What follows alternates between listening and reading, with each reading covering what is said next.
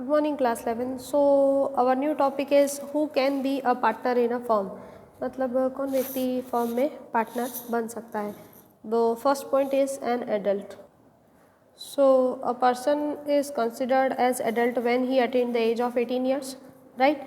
The next point is he should be a sound mind. Means a person with a healthy mind can be a partner in the firm.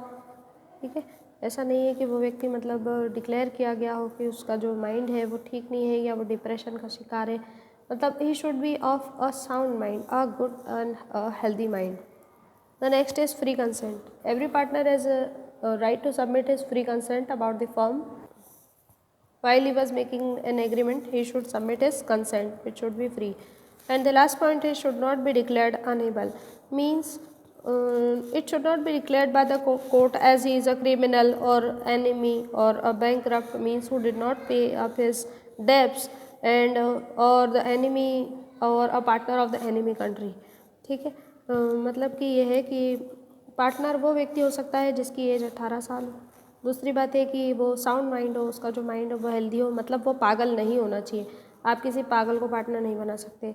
उसके बाद जब agreement हो रहा हो तो उसकी free consent होना ज़रूरी है, मतलब वो स्वतंत्र रूप से सहमत होना चाहिए. उसके बाद है should not be declared unable. ऐसा नहीं हो कि इसको अनेबल डिक्लेयर किया गया हो, मतलब वो क्रिमिनल भी हो सकता है. तो आप क्रिमिनल को पार्टनर नहीं बना सकते, दुश्मन को या जो एनिमी कंट्री होता है या फिर कॉम्पिटिटर की कंपनी में वो हो या बैंकरप्ट हो. ठीक है, मतलब जिसने अपने लोन्स वगैरह चुकाए नहीं हो, तो ऐसा व्यक्ति जो है वो पार्टनर नहीं बन सकता है. And the next topic is methods of dissolution of firm. ठीक है, so business is said to be dissolve when the partners of a firm like to end of the firm. ठीक है, the first point is dissolution by contract. If the partner in the origin they make a contract to dissolve between or to dissolve a contract within a particular period, then that firm dissolution is compulsory. Or in the simple language you can also say it as the firm can also be dissolution or dissolved by making a contract.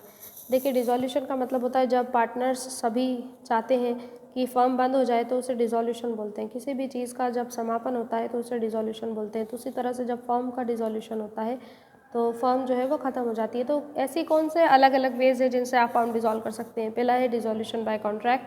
आपके contract में अगर आप पहले ही mention कर देते हैं कि after a particular period of time और आफ्टर अ पर्टिकुलर पीरियड और ऑफ वर्क द फर्म में भी dissolve, so it can be dissolve automatically. ठीक है, अगर आप कॉन्ट्रैक्ट में पहले ही मेंशन कर देते हैं कि कितने समय बाद आपकी फर्म बंद होगी तो वो उतने समय बाद ऑटोमेटिकली डिजॉल्व हो जाती है.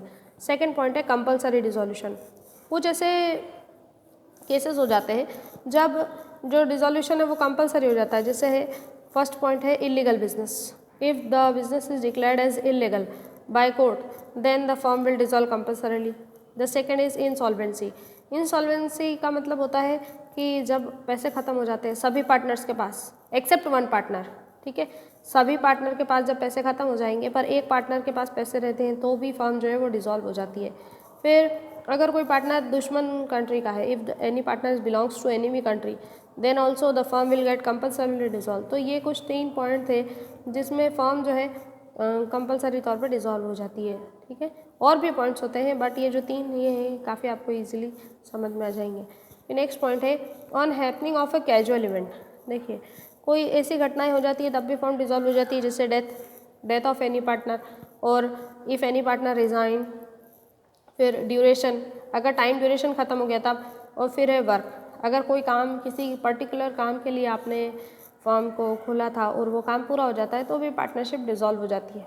मैं फिर कह देती हूँ, on happening of a casual event means on the death of any partner and if any partner resigns from the partnership, if the duration of partnership will get completed and if the work of a partner get completed, or if a work of a partnership firm get completed then also the firm will dissolve. The next point is dissolution by information. In the condition of partnership at will, any partner can dissolve a firm by giving a written information of closing partnership to all partner. कोई भी partner return information लिख के सभी partner को दे सकता है और firm को डिसॉल्व कर सकता है। फिर लास्ट पॉइंट है डिसॉल्यूशन बाय कोर्ट। देखिए, कोर्ट तब डिसॉल्व करा देता है आपका बिजनेस जब उसको सही लगता है, या कुछ जैसे मान लीजिए पहला है कि इफ़ पार्टनर्स बिकम मैड, अगर कोई पार्टनर पागल हो जाता है तो कोर्ट डिसॉल्व करवा देता है। फिर है if partner work against any agreement, अगर पार्टनर एग्रीमेंट के खिलाफ कोई काम करता है तब भी कोर्ट के थ्रू आप डिसॉल्व करवा सकते हैं पार्टनरशिप।